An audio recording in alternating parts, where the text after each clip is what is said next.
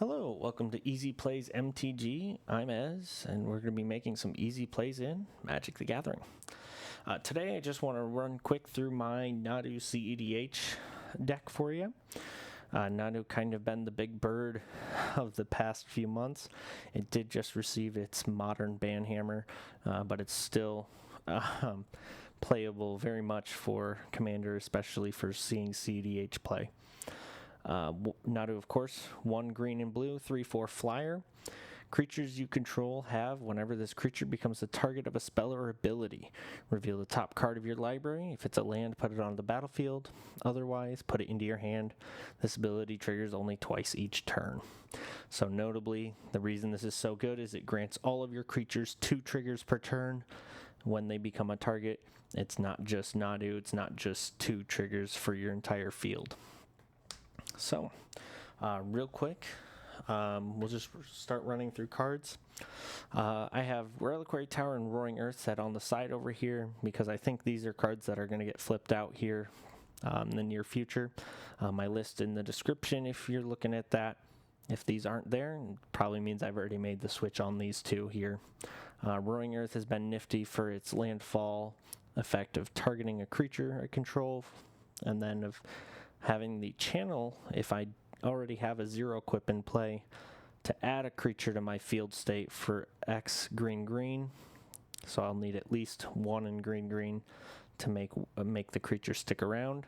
But that's it was kind of nifty utility, but it's just not really what I'm needing to play at a cEDH level here.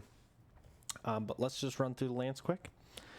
We have Command Tower, Mana Confluence, City of Brass, Exotic Orchard, Gemstone Caverns, Ancient Tomb, Fabled Passage. Fabled Passage I have in here as a landfall that I can sacrifice, fail to find without paying life like fetch lands. So I can hit a landfall for a mana on effects like Lotus Cobra, and then this can Endurance can put this back into my library where Nadu can put it back into play, netting me another landfall, and so on and so forth. And then my fetch lands: Misty Rainforest, Wooded Foothills, Windswept Heath, Polluted Delta, and Scalding Tarn. I decided to stick with just 5 of the fetch lands for this because as much as fun as I need blue and as much utility as going for Dryad Arbor with forest searchable ones, I think just 5 is a good balance of those things in order to get my mana base stacked out. Tropical Island, Breeding Pool, Rejuvenating Springs, Yavimaya Coast, Waterlogged Grove, and then my basics are 2 of each for forests, snow-covered forests, and the same with islands and snow islands. The other lands down here for utility, aforementioned Dryad Arbor. Very, very potent card to have here with Nadu. It checks as a land on the top of my library and will go into play with the Nadu trigger, and then will add to my creature count, giving more targetable triggers for Nadu to just continue putting cards into my hand. Gaia's Cradle, taps for green for each creature I control. This is a creature-heavy strategy, so having a lot of quick mana with this is huge. This is also my combo card. I'll walk through the combo and loop once I've established that I'm going to win at the end of the going through the entire list here. And then the last here, Urza Saga, just pretty much for that last one. It's why it's so heavily played in a lot of places, lots of formats. This being able to get Soul Ring for us in Commander, but for me and Nadu, mostly going to be getting Shuko. I don't really need that Soul Ring or Mana Crypt so badly.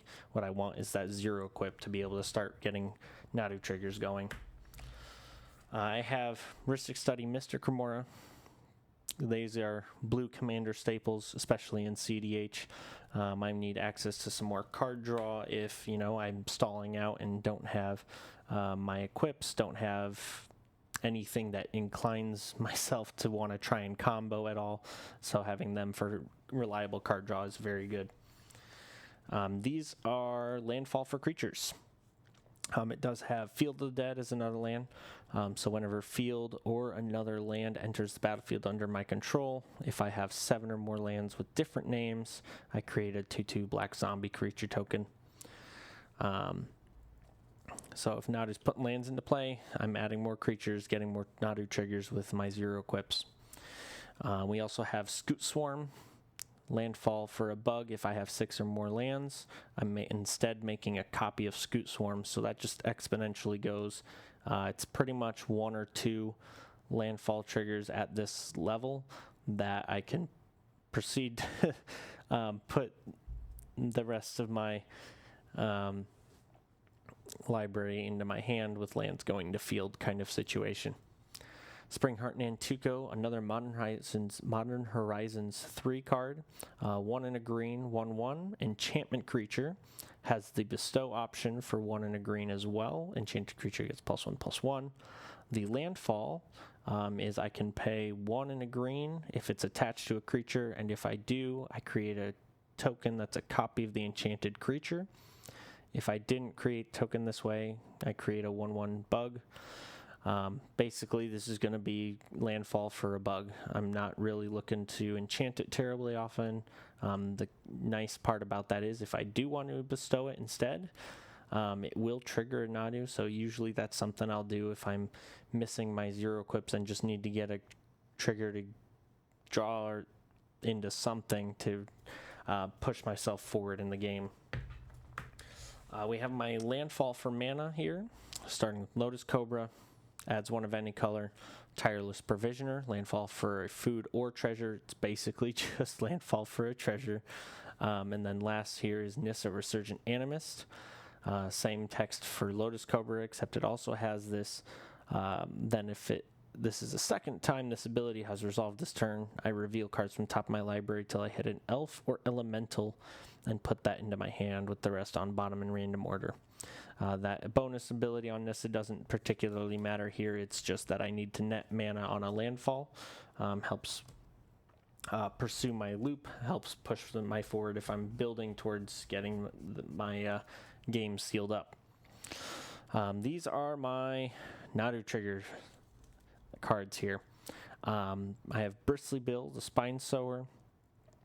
1 in green, 2/2, landfall, target a creature I control with to give a +1/+1 counter, sort of on the same kind of maybe going out with Roaring Earth, but the biggest thing with Bill is it's a tutorable creature that I can put straight into play. So Bill needs to has a more solidified spot in the deck rather than the Roaring Earth does. I also have Unctus, Grand Metatect in here. 1 blue for a 2/4 legendary artifact creature. Unctus I have in here to function with its bottom ability for Phyrexian blue. Until end of turn, target creature you control becomes a blue artifact in addition to its other colors and types. Activate only as a sorcery. Allows me to utilize my life total here in Nadu as a target engine. The nice part about this is the other blue creatures have, when they become tapped, draw a card then discard a card. That looting can be relevant sometimes. It's not particularly for the most part. It's just that Phyrexian blue that I can just shock my life total away, targeting my creatures. Then my 2 equipment that I have here, Shuko and Lightning Greaves, just 0 equips that will trigger. The notable thing with Lightning Greaves is if I just have Nadu and just have Lightning Greaves, I will only be able to target Nadu 1 time with the Lightning Greaves, because then it will be equipped. Nadu will have Shroud and can't be the target of an equip ability at all. But once you get a second creature, that doesn't matter. You can just flip it back and forth. I don't have the Umbral Mantle. That might just be what I flop the Roaring Earth out for. I preferred to have Unctus at the moment, just because I'd like to have a creature tutorable straight to play like that. Win cons right here: Venerated Rot Priest, Eternal Witness, and Thassa's Oracle. Now, Eternal Witness, that's not a win con. Well, when I'm getting to demonstrate my loop, you'll see what I mean there. But Venerated Rot Priest, when I'm looping, if a creature whenever a creature you control becomes the target of a spell, target opponent gets a poison counter, so just targeting my opponents for poison. Eternal Witness, of course, being able to have the enters trigger to return target card from my graveyard to hand, and then Thoracle is just the safe play that I want to make, where, okay, my library's empty, I'll play Thoracle, and I'll win there. Yeah, let's go to my utility up here.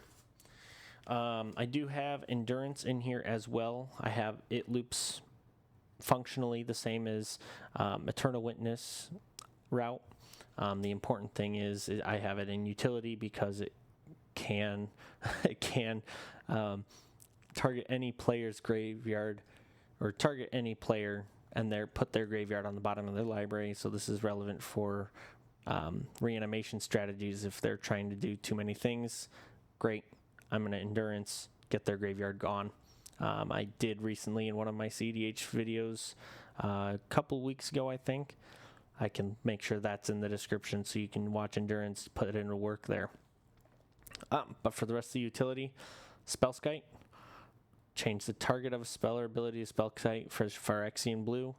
Again, Nadu doesn't care about the casting that targets it, just cares that it becomes the target, so changing it to Spellskite that way allows me to just get a trigger for Nadu. I have Gilded Drake and Volatile Storm Drake. I was finding that these played against Nadu, and taking Nadu away was very harmful, believe it or not, to myself having any real chance at winning. And so I brought in these to both help just kind of flip that back around, but also to be able to have my utility Drakes as well. I have 2 clone effects here, Flesh Duplicate and Phyrexian Metamorph. I'm a huge fan of clones, love clone effects. They just aren't for Nadu, so I keep it to just these 2 here. Fimage, Phantasmal Image, that is, sees a lot of cEDH play, but of course isn't very good for my Nadu because I want to target things. Targeting Phantasmal Image forces me to sacrifice it. My flicker spells that I have here. Flickering Nadu will reset my entire field state. It's not just, okay, I'm going to flicker one creature and reset a single creature. It's because this is an entirely new Nadu, granting new permissions to all my creatures. It's a full reset. For that reason, we have 5 kind of cards in here. So we have Essence Flux. It's just an in and out flicker for just a blue instant. So it's also good interaction. Runaway Together is more as an interaction kind of bounce piece. But for 1 and a blue instant, I choose 2 target creatures controlled by different players and return those creatures to their owner's hands. So this can put something you don't want on the battlefield back to someone's hand while returning something you have. Or if 2 players have 2 dangerous pieces, Runaway Together is pretty valuable in any way you look at it. Planar Incision, 1 and blue instant, just a flicker in and out. And then I have Displace and Ghostly Flicker. Displace, 2 and a blue instant, exiling 2 creatures I control, putting them back to the field under their owner's control. Nice and easy to get reset with Nadu and have another ETB on something like Eternal Witness. But the main card here is Ghostly Flicker, which has the varied targets options, where I can exile 2 target artifacts, creatures, and or lands I control, and those come back to play. So Ghostly Flicker I'll be noting as I go through my loop for you at the end here. For my mana dorks and fast mana that we have here, Arbor Elf, Birds of Paradise, Elvish Mystic, Llanowar Elves, Delighted Halfling, Elvish Spirit Guide, Chrome Mox, Mox Diamond, Mox Amber, Mana Crypt, Lotus Petal, and Soul Ring. I did kind of debate on the Soul Ring or not, but it's kind of the gold standard for a commander deck. I'm not going to exclude it here from Nadu, just because it's more creature heavy. I can have creature mana available. 2 additional mana matters a whole lot in some games. This is my interactions. So this has a little bit of removal, but it's mostly counter magic. Legolas's quick reflexes. The big thing that this will do is, because it has split second, if someone goes to remove Nadu, it guarantees that Nadu is going to be sticking around. I don't really need the reach. I don't really need the additional tap trigger on here. Just that split second hexproof to keep Nadu around when someone goes to remove it. Nature's Claim is removal, same as Force of Vigor. We have Mental Misstep, Strict Serenade. I actually am a huge fan of Strict Serenade. Being able to counter an artifact or a creature for just the cost of 1 blue. Anything that's dockside related, okay, I can just counter the dockside for this blue. And I think that's a huge value that folks are still playing it, but I think it should be played a lot closer to what Swang San sees, which I also have in here.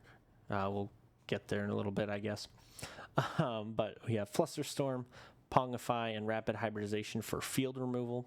There's the Swang San that I mentioned as well. An Offer You Can't Refuse for non-creature counter. Dispel. Spell Pierce. Spell Pierce I'm kind of on the fence about. I probably should make sure to put in a Pact of Negation. I'm not usually a fan of trying to risk those kinds of effects.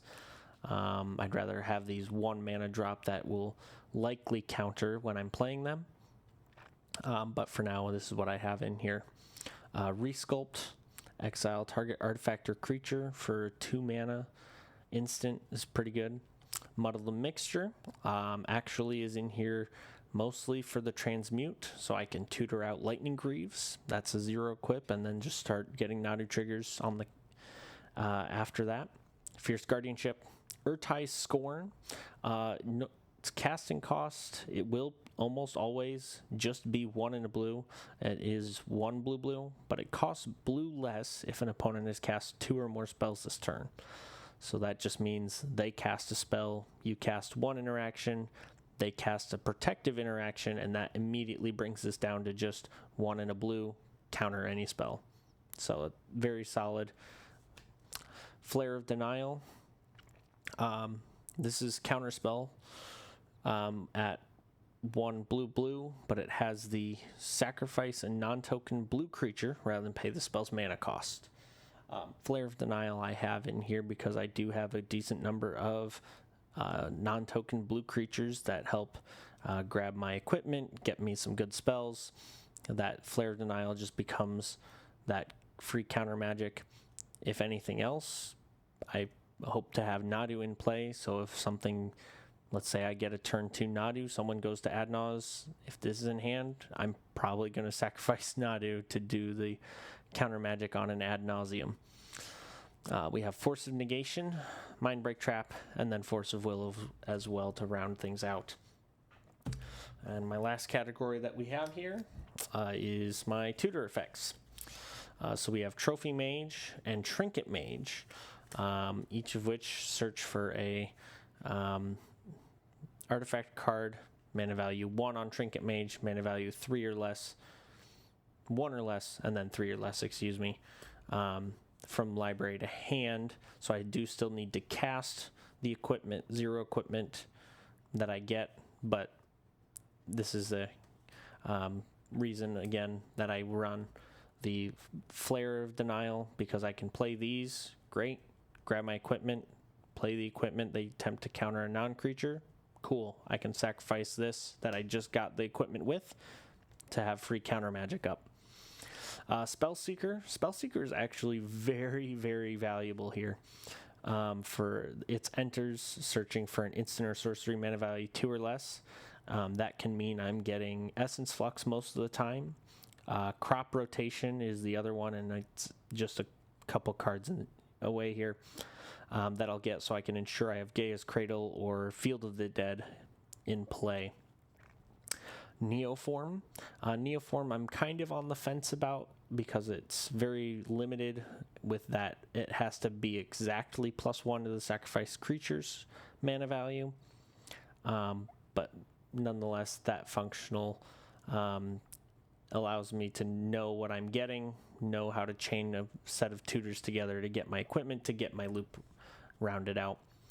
Worldly Tutor, Crop Rotation, Green Sun Zenith, Finale of Devastation is also another one of the win ends. So if I haven't hit combat, or I'm looping and I just want to win by combat because for whatever reason Thoracle isn't there, Finale, when I have my green mana that I'm generating off of Gaia's Cradle, this will work the same. Eldritch Evolution, lots more versatile than the Neoform. Reads mostly the same, has the additional cost of sacrificing a creature. It costs 1 green as opposed to Neoform's green-blue. But I get to search for a creature card with converted mana. Updated would be a mana value. 2+ on the mana value of the sacrifice creature, and that goes straight to field. That's very potent, allows me to take a Mana Dork, turn it into Eternal Witness, turn it into Trinket Mage very easily. Chord of Calling, and then Mystical Tutor is the last one. Mystical Tutor being another way to chain Spellseeker, Mystical Tutor, and then put whatever I Mystical Tutor into hand from a Nadu trigger. So that's the whole of the deck list. Just real quick, I'll kind of demonstrate what the loop line is with this deck once I've established that I'm able to put everything into my hand pretty much. So once I've established dominance on the field and say, okay, I've got the game here, my finishing loop is Ghostly Flicker with Eternal Witness and Gaia's Cradle. So all I would need is legitimately just Nadu and Eternal Witness, but I also need a landfall mana. So this is always going to be netting me green mana, even if it's just these three. Odds are that's not the case, but for the sake of argument, Nadu, Eternal Witness, and then a landfall for a blue mana to recast the Ghostly Flicker. Because Ghostly Flicker will target Cradle and Eternal Witness, which, if nothing else, Eternal Witness will get a Nadu trigger every time Ghostly Flicker targets it. Odds are I can, in theory, already have done its triggers with a 0-equip, but that's how I guarantee that my cards are going from my library into play if they're lands, or into my hand. And then that resets the Cradle, it resets Eternal Witness, giving me the Eternal Witness enter trigger, giving me the landfall trigger for a blue. Eternal Witness returns Ghostly Flicker from my graveyard back to my hand, and I do that again. And so once my library is fully depleted, it just means, great, I'll play Thassa's Oracle, I win. Because of the way this loop works, Venerated Rot Priest is in here nicely, because if this is out of the question, I can have Venerated Rot Priest. Okay, I'm targeting Eternal Witness, Rot Priest trigger, give you a poison. Okay, you're at 10 poison, great, we'll start on the next player. And that's just a way to efficiently ensure that I have outs enough to be able to win the game on that count. Like I said, Finale of Devastation is also just because I'm netting green mana on Cradle. Okay, I'll just do this. I'll net infinite green mana, essentially. Finale, giving all of my many creatures haste and plus 100,000, etc. kind of thing. But that's the intended loop out with my Nadu here. If you have any kind of suggestions, leave them in the comments as well. If you have other decks for cEDH you want me to build, I do have my Google form in my channel description. I can link it in the video description for this again as well. If you want to go there, submit a commander you want to see me build for cEDH, or even casual commander as well. Those options are there. But otherwise, don't forget to like the video, subscribe as well if you go to my channel description for that Google link, and we'll see you in the next one.